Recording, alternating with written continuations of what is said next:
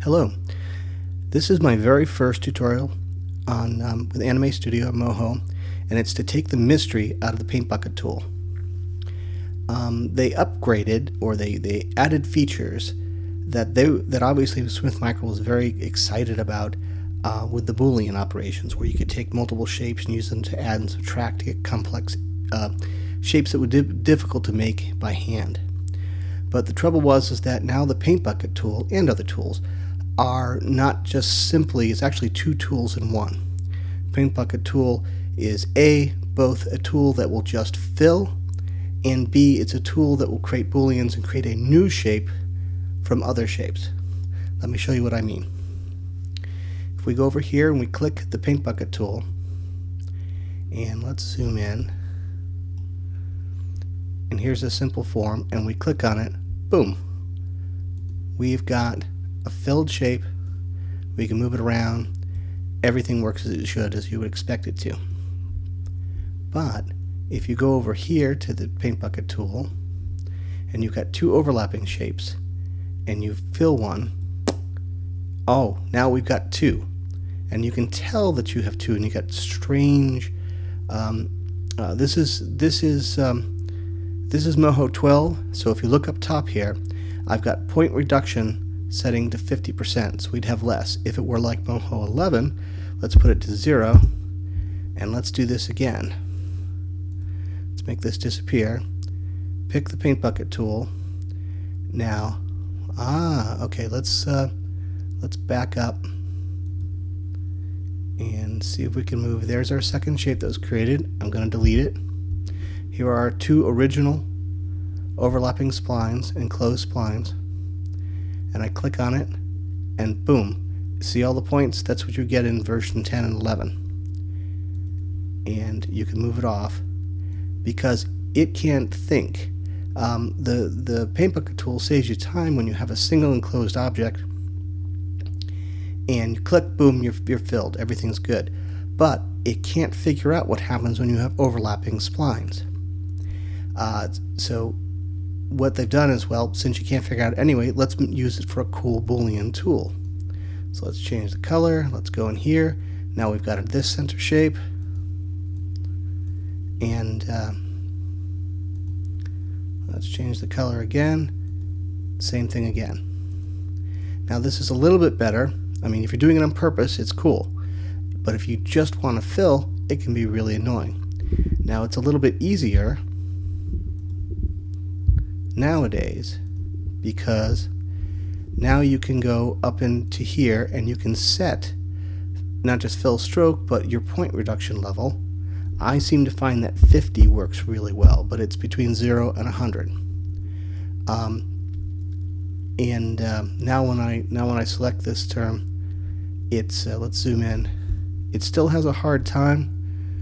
It's very few points, and it has a hard time with the corners. But other than that, it's much improved over 11. So that's the whole key. You can't have overlapping points. Now this gets a little bit. This is cool if this is what you want. Like here, these are three unattached splines. I can go and I can pick a color, and we can fill in here. And now you've got. It looks like it filled, but really what it was doing is using those three overlapping splines to create a new shape, which is cool if that's what you want. It's a way that you can also quickly do ink and paint, where you can do ink and paint on frame by frame animation, especially if you have a rough scratchy style. This is an exception. You've got one shape that are sharing a spline inside another shape. You'd think they would work because they're not overlapping, but Anime Studio / Moho can't really tell the difference here. What's happening is that when we go to fill it, boom, we created a new shape, which is what you don't want if all you want is a fill. Why is that? And then let's go over here, pick another color so we can see some differentiation. click in there. That one was a regular fill. See, it's not a copy.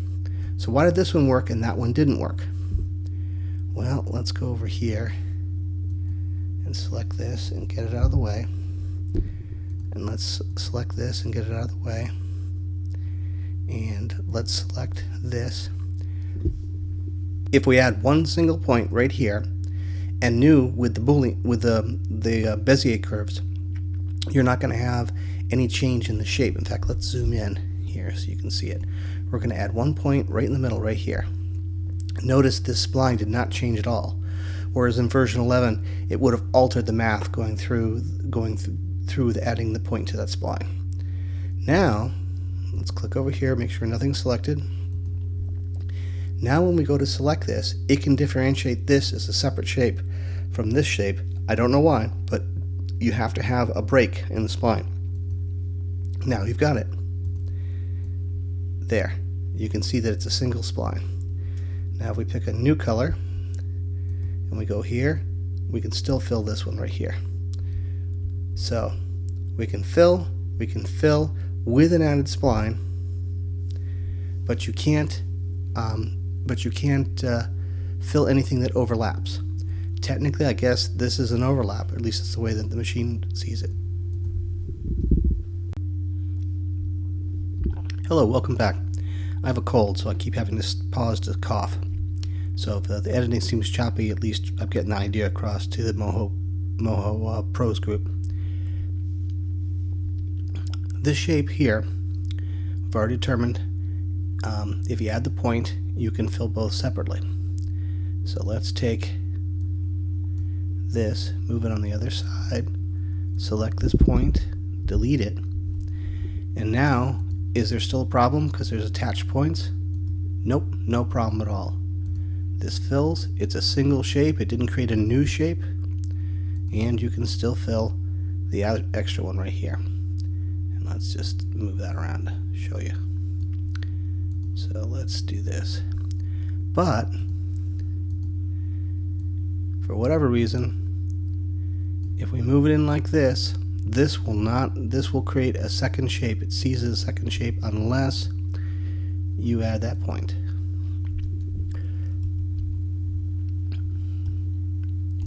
Let's go over here. Here are two separate shapes. Shapes are what render, as you know, and they have to be in an enclosed spline, but they don't have to be contiguous. You can have multiple enclosed splines that all share the same shape. So for example, let's kill this and grab the create shape tool, and if I hold, just like in order to isolate here, you're being more specific to the software. It knows what you want. If I hold down the shift key and I go to create shape, look, they're both highlighted and they're both shapes. Let's deselect them, or actually deselect the single shape. Now I select just this one separate part of the shape, and now I'm going to put it in front. Look what happens. You create a hole on the fly, and that seems very curious, but it's a cool effect, and if you want to do it on purpose, it's something that you can have access to. What's going on is that any single shape cannot overlap itself, or else it shows up as a hole. And if this were two separate shapes, like if I did this, look, they both go away, and I fill them with a color. Let's see, actually we're going to delete that. We're going to fill this with a color, and then we're going to get another color. I'm going to fill this.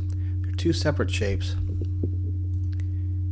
Obviously you could put one on top of the other, but you can't do that with the PaintBucket tool, because it won't work with shift. If I take this and I hold down shift and I fill, and then I hold down, and while shift is held down and I do it again, it looks like it did the same thing, but it actually didn't. And the way that you can tell that it didn't do the same thing is you look at both shapes right here. You get the tool, the select shape tool. You click on it, just this one highlights. Click on this one, just this one highlights. So they're not the same shape. They're two separate shapes.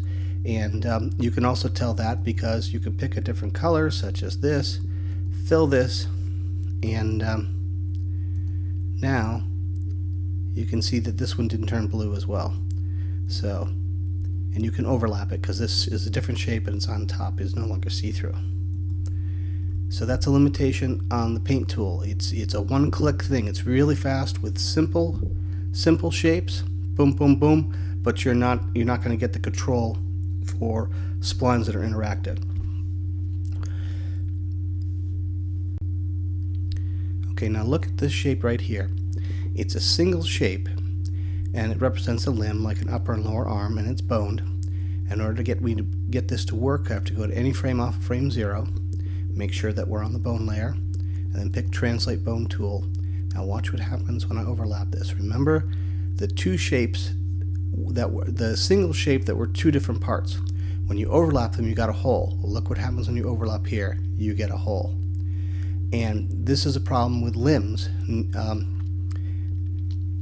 that are made up of single shapes. You can get around this with moving your points around.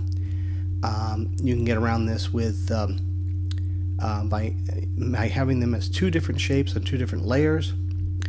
The other thing you can do is put a spline across here so that they don't overlap as much. Very quickly, let's see if I can do that. We'll go in here. We'll delete this. We're going to grab this. We're going to do this. Now we're going to grab that. Let's grab the blue color. Boom. It works with our paint tool. And I'm going to go up here. And actually, we're going to go back to this section here. We're going to find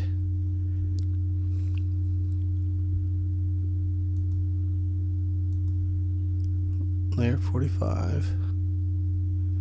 Where is our tool for points? Adding points. We're on frame 0. We're on the vector layer. No, we're not on the vector layer.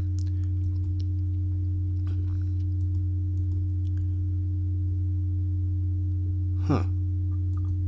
Ah. See? We can get lost. Here is the correct bone layer. Here is the correct vector layer. You can see that the points are highlighted. Now here's my bone selection. If I select this bone, I can see these points are highlighted. If I select this bone, I can see these points are highlighted. So even though I added this spline, it really shouldn't change the animation all that much, or maybe at all. So I'm going to go back to the bone. We're going to get off of frame 0. And now let's see what happens.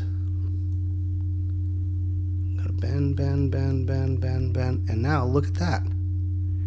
It doesn't have a problem because the upper arm is on top of the lower arm shape. So you need to be aware of that. And if you see that hole, you're going to know what that is, and you're going to know what that is and know how to deal with it. If I take my fill and I click right here, I got a nice easy fill. Let's deselect everything, select just the inner ring, move it off. Whoa, look at that. It's an inverse of the other thing, the other cool anomaly. When you're inside, it's a hole. When you're outside, it's a fill, because they're all part of the same shape. This spline is part of this spline's. This spline is part of the overall shape, which is pretty cool. Now watch what happens when you fill it inside of it. Let's pick a contrasting color. Let's go right here. Boom. Now, look at that. It's the same fill outside, but inside now, it's not a hole, it's a different fill, which is a cool technique. Something to be aware of and something you may want to use. You may want to use it more for special effects, for motion graphics. Let's see. Yep, that's the same. Okay. Here's a funky shape. It's fairly complex. Funky is an artistic term. And so let's see what happens. Can we fill this? Let's pick a blue. Yep. Did it make a separate shape? No. It filled it nicely. Let's pick yellow. The paint bucket tool. Fill that one. Let's pick green. Fill that one. And not only did it fill that one, but it also included any loose splines inside the enclosed shape, which is nice if what you're trying to do is simple fills. Now let's pick another contrasting color. Go down here. Boom. Now, so the paint bucket tool, if you know how it works, you could use it for most of your fills while you're creating artwork, and without too much trouble. Because I have to admit that I'm like, what is wrong with this tool? Until I went back and read in the manual and watched videos and experimented, and then I got comfortable with it. And I think a lot of when I look back, the overwhelming majority of problems that I've had with Anime Studio / Moho have been user error. And we all know what happens when our bones won't work. Oh, it's because we're trying to animate on frame 0. They're not attached. Or any number of things like that. And these are even experienced people that run into these things. Now, granted, that's not an excuse and it's not a put down to anybody. What it means is that if you're starting out, it can be really, really frustrating. And the only thing that I can say counter to that is you're not going to hurt anything by practicing with files and making all your mistakes. And compared to other programs, 2D and 3D and whatnot, this is the easiest easiest learning curve. It's the biggest power for the smallest payout and effort. The animation's hard, but Moho makes it as easy as possible. Thank you very much. Hope this helps people.